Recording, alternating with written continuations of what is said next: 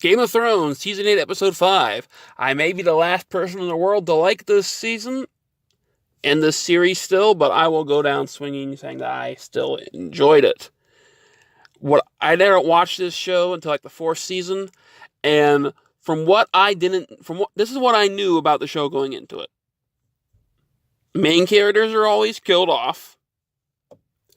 Something about the Red Wedding and the Mad Queen. I always heard people talking about their fan theories about the Mad Queen, about how the dragon lady in the show is going to go nuts because everybody in her family goes nuts. And now it's happened. And everybody's bitching about it. So it's like, you've had these fan theories for years and now you're bitching. What gives? As I said, I like this episode. It kind of felt like, I don't know the exact wording, but jump scares. It's like things would happen you weren't expecting. It's like I expected the Golden Army and Jon's army to start fighting, and then nope, dragon. Or you expected Arya to be, since she was such a quote unquote badass with the Night King, she wouldn't have just ran off anyways with to lead the Hound to do the Chlorgane Bowl by himself. Because if she had gone with him, yeah, she might have died like he did, but she would have still been able to stab Cersei like she's been wanting to do. And hey, since Cersei and Jaime got away, she could have got away. It is a bit of a coincidence that the horse showed up to get her out of the city. I will accept that one, but maybe the horse's owner or rider body was there, and it came back to try to see if he could ride again. Who knows? It's an animal. I'll still be watching the next episode because unlike Gary from Nerderotic, I never said I was going to quit. He said he was going to quit with episode 3, and that was 9 videos ago from his channel. And yeah, for once I actually put the spoilers in the opening little title card just because, A, why not? I saw these spoilers the day before I got to watch the episode. So I figured if they're all over Facebook and Instagram from memes and Nerdist sharing the stuff and sci-fi fantasy group sharing it, that means it's already been spoiled for a majority of people. Might as well throw my hat in the ring.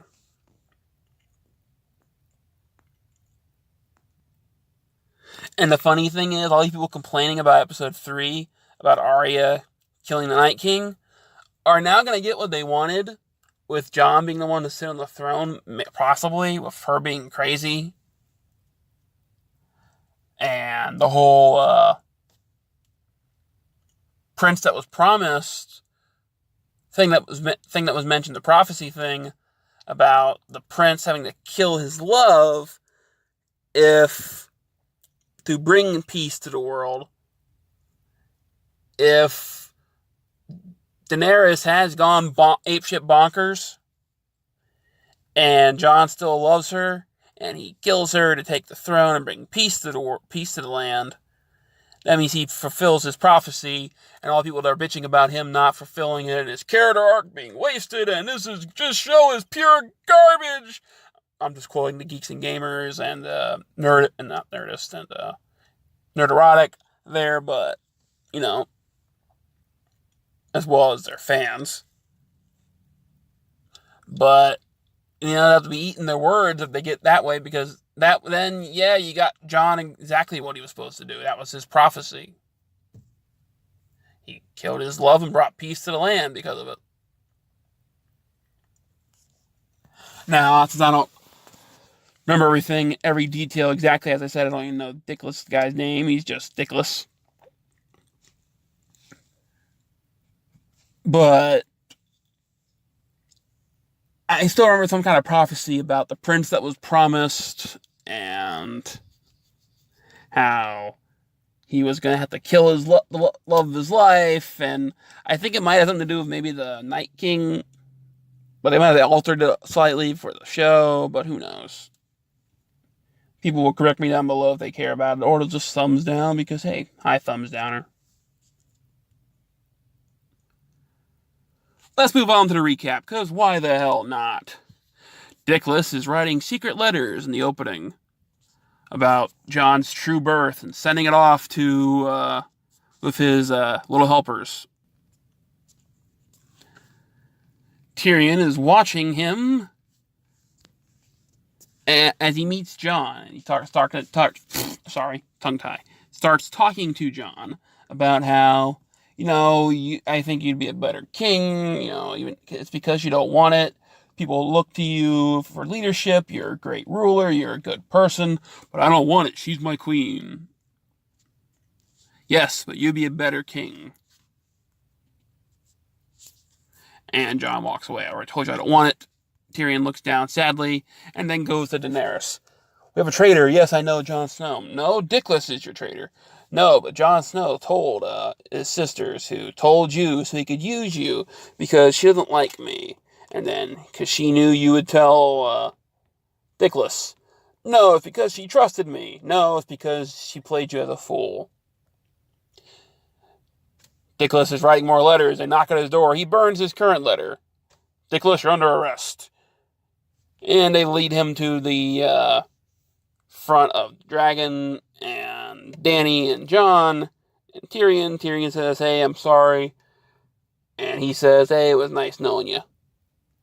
To the little guy, to Tyrion, and then he's sentenced to death and he burns alive by the dragon.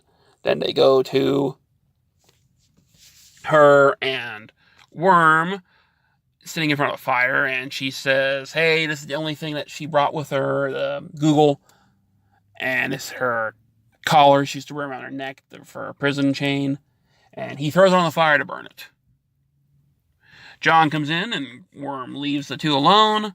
He says, hey, I don't want the throne. You'll always be my queen. And she kisses him. And fine, if you don't want to let me rule by love, I'll rule by fear. The next day, Grey Worm and Tyrion are talking to Daenerys, and she says what she's going to do with the city. Hey, if I can get the people to surrender, they will ring the bells, and all the innocents will you at least spare all the innocent people? Fine, if they ring the bells, I'll spare them. So Tyrion goes with Jon and Northmen and Unsullied and Grey Worm people to the King's Landing. He walks up to... sorry, I forgot something. Jaime was caught trying to sneak into King's Landing, and now she really doesn't trust him because, hey, if you fail me one more time, I'm going to have to burn you alive like I did Dickless. Tyrion walks up to Onion Knight and says, hey, you're the greatest smuggler in the land. I need you to smuggle one thing. I need you to smuggle something for me. I'm not going to like this, am I? Probably not. Arya and Hound go walking out of the camp. Hey, what are you doing? No one's supposed to leave. Well, we're going to go to... she's going to go kill Cersei. So, hey, maybe we can stop the war before everything happens. You won't die tomorrow. So they get to go. Tyrion walks up to the tent where Jaime's being held and tries to talk to Thraki, and it's a little funny. Not the Thraki, the Dickless guy. Grey Worm's people's language. And Unsullied, there you go. We speak the common tongue. Okay, great. I need you to leave me alone with the prisoner. No, we can't. We've been told by our captain. Yeah, well, unless you're told by the queen, I probably outrank your captain, so leave. And they leave him alone with Jaime. And he tells Jaime how, hey, you can still be with Cersei. All you have to do is surrender. You and her, I'll leave a boat down by the bottom of the lake, by the bottom of the dragon area where you set me free, and I'll let you two escape. And you can live happily ever after with your child, and your child can go on and live. Jaime agrees, and they escape. And he leaves. On the water, Theon's uncle is standing there waiting for the dragon. They're sitting there waiting and arming stuff. People are running into the city. Arya and Hound are in there as well, and they get into the doors before the doors are locked, shutting everybody out. The Golden Army sits there standing, waiting. And I love the way they did that scene because the way they marched kept in time with the drums. That was nicely done, at least to me. Tyrion tells Jon, hey, if the bells ring, they're surrendering. And Cersei's just sitting there, it's calm before the storm. This woman and her child come into a little play of like what happens to the people. They take the form of the people, at least from the viewing perspective. Hound and Arya push her aside to get through the gates before the gates are closed completely. And Jaime can't get through either. He tries to get through, but he can't, so he runs around. The people on the walls are looking up. They're looking around, waiting for the fight to start. And then the dragon appears and starts shooting. And this is a healthy dragon, not like Green Dragon, who was hurt and probably shouldn't have been taken. He probably should have, if she had waited a couple of weeks maybe to start the fight, she would have done a lot better, because of this red dragon being healthy as shit. He was a hell of a lot more agile and was able to fly and burn everything to the ground. And destroyed the whole boat fleet. It looks like they're just waiting with the Golden Army on the other side of the city. But, poop, jump scare, and the fire goes out and they don't even get to fight. The Golden Army guy survives, but he runs like a little coward away from the running Dothraki and gets stabbed in the back by Grey Worm. And the city starts burning. She's not just burning the soldiers. No. Well, at the moment she's burning the soldiers. And Cersei sees them. Well, we should really leave, Queen. Nah, the keep's never fallen. And they all go rushing in, the armies. Tyrion goes walking in and sees all the tragedy walking around him. The innocent people are running away, trying to hide and be protected by their soldiers. Jon sees them, and they look at him, they look back at Jon. Jon looks at them, they look back at Jon. And then the soldiers start throwing their swords down. They've surrendered. Arya starts yelling top of the lungs, ring the bells, we've surrendered, ring the bells, we've surrendered. And it echoes out the whole city, and Cersei hears it. Jaime hears it, and they go running, and Daenerys can hear it too, because you can hear it while she's standing on top of the dragon. So if you can hear it as the audience, she can hear it. There's no like ringing in her ears or anything, or like wind blowing past her. That would be something they would do. And this is when she loses her mind and goes apeshit crazy, like her father and brother before her. Tyrion is frowning a little because he can hear the whole "we're surrendering." And Cuckoo for Cocoa Puffs goes nuts and sends the dragon off, and he goes flying around and starts burning everybody alive, innocents and soldiers, and destroying the buildings, and setting the green gas underneath the city on fire, because it's been kept there for all that time, and now it's being used, because when the buildings fall, the vials break and the gas goes up and blows up the buildings. What's the purpose of wanting the Iron Throne and wanting the city if you're gonna burn it down? But then again, they don't call him mad for nothing.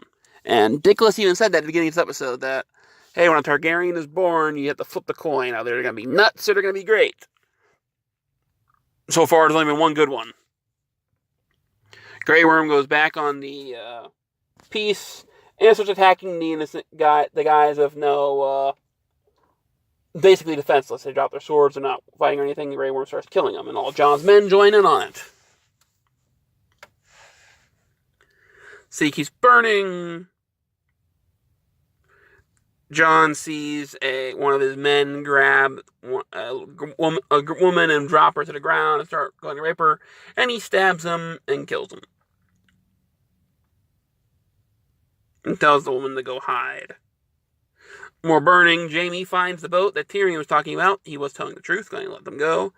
And the pirate king, Theon's uncle, whatever you want to call him, is there and says, hey, I fucked the queen. How about you and me fight to see who can win? And if I win, I'm going to cut your head off so you can kiss Cersei one last time. More destruction. Jaime and the pirate fight. Pirate stabs Jaime. Queen, we really need to leave. Like, now. But we've never fallen. Yeah, I don't care. We need to leave. Well, you fight good for a cripple. Jaime crawls over to his sword, gets it. They fight a little more and stabs the guy. I'm the man that killed Jaime Lannister. He smiles up at the sky as he dies. Because, yeah, Jaime was stabbed on both sides. He's probably going to bleed out. This is when the Hound and Arya split up. You don't need to come with me. But what? Look, Cersei's going to die anyway, either from the dragon burning her alive or from the building falling on top of her. There's no need for you to die. Me, I only have one thing left in the world to do, and I'm going to do it. And she listens to him and leaves. Okay. Cersei looks like she's going to escape. When the building starts falling on top of her, the mountain saves her. But when the mountain sees his brother, they stop. And, hey, you want to... I know it's you in there. You want to fight? Let's fight. He starts to, hey, stay back, you queen. I order you. And the guy who turned him into the zombie creature tells him, hey, you need to listen and pay attention to your queen. He throws the guy and he breaks his skull on the rock. And the game will be the thing that everybody's been looking forward to. And now they're all pissed about because they got it. What are you going to do? You get to see what he looks like underneath the helmet. The whole zombified version of him. Cersei is alone on top of the map of Westeros, and Jaime shows up.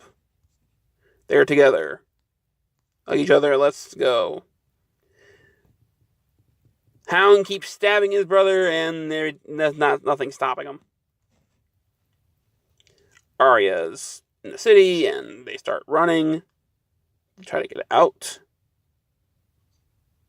Hound is grabbed by his brother, and he keeps stabbing him in the arms, but the Hound starts doing the whole eye crush thing like he did to the snake guy. But then the Hound stabs him in the head, and makes him step back a little bit, let go of him. And he attacks his brother, and they both fall to their death in the flames. Jon looks up and tells all of his men to need to retreat.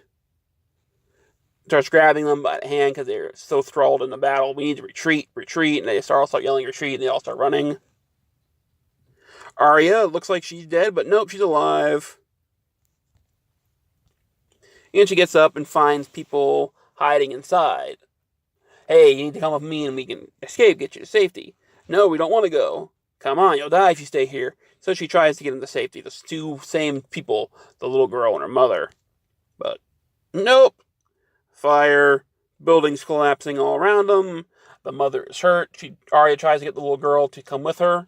No, she goes back to stay with her mother, and then the dragon burns them all alive. Jaime and Cersei are down below, and they go to where the escape is, and it's piled up by rocks. She starts bursting into tears. I don't want our baby to die. And they hug each other, and the building collapses on top of them. Kind of a not an ending you'd want. Like a lot of people wanted. Like I know something in the books was about how Jaime was supposed to stab her, and that's how they were supposed to end that way, or how they wanted like Arya to kill her, or they wanted Daenerys to burn her alive, but they got this way. A building fell on top of them, so literally King's Landing killed them. Kind of poetic, I guess. Arya is surrounded by death, and she's a horse randomly in the middle of the city. Coinky-dink of the century. Takes the horse, rides out, and that's the end. There you can see the little thing I did to make the thumbnail. Just about the words on it. What do you think of the episode? Are you one of the people that hates this current season? Comment down below. Have a good one. And hi, dislikers. Hi, people who actually give thumbs ups. And hey, nothing more I can say. But do you remember the beginning of the season? The whole all men must die, and now people are getting pissed off that all men are dying. And no, I'm not Not Trudeau with the whole, it's people, we say people kind? No, it's mankind, dumbass. Grow up.